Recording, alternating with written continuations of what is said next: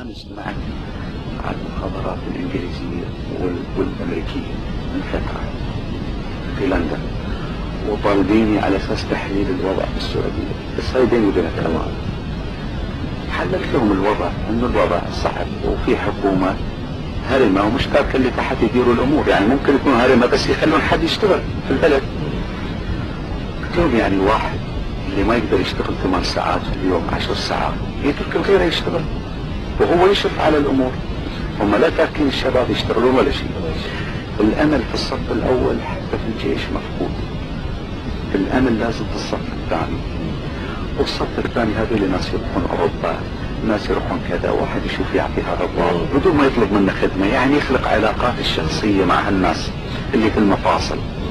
هذا جزء مهم في العملية في رأيي الشخصي، لأن أنت هنا معناته مش طالب منه طلب عشان تعطيه، يعني ما تسوي عليه منه انك تقول والله أنا بساعدك لأنه أنا كذا وكذا.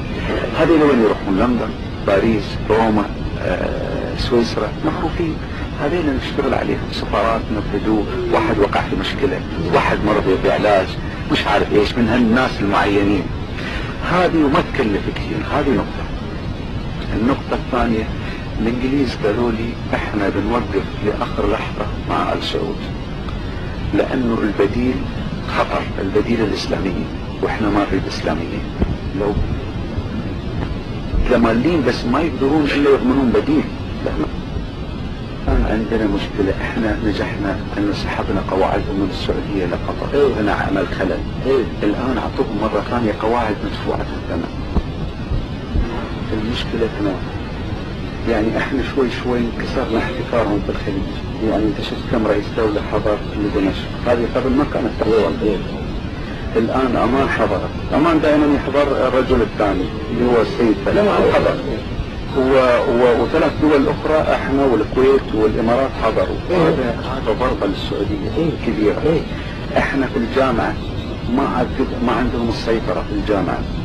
احنا مع الامريكان شغالين في هالموضوع، طبعا عندنا خلاف على موضوع نجحوا فيه السعوديين، موضوع الجزيرة مع الامريكان، عندنا خلاف في هذا الموضوع مع الامريكان، هم زعلانين على موضوع الجزيرة الامريكان.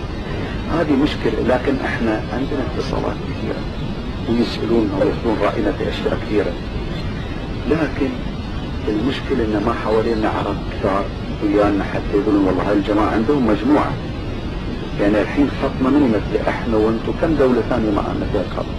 ما ننسى انهم عملوا انقلاب علينا في يوم من الايام، هذا لا يمكن ننساه. لكن وانا اعرف ان اكثر واحد يكفرون معنا، لكن اول شيء احنا حقنا بالكامل وبالقوة. هذا الشيء الثاني، احنا بغينا نكون على حياد شوية معاهم في بعض الامور، لان هم شكلوا وضغط علينا مع امريكا عجيب، واحنا 3 سنين صمدنا امام هذا وما غيرنا موضوعنا، وهم قاعدين يحاولون يشتغلون علينا في كذا موضوع. هذه بس الحرس بيني وبين لوحة مسكني على جنب، يقولوا انا والان قاطع عني كل الفلوس، كل اشتري املاكي عشان اعطي الناس واحد. قال لي احنا مبحثين بالانتخابات، اذا ما عطنا الناس ما يريدوننا. عنده حالة نفسية، عنده حالة نفسية وبسبب وقفت الامور عليه. عارف الان قاعد يبيع اشياء عشان يصرف ويسد انا اعتقد هم الان حاطين بالفجوة اللي وقعوا فيها والمشكلة، لانه الفترة اللي فاتت عملت دور وما عملوا شيء ومشوا.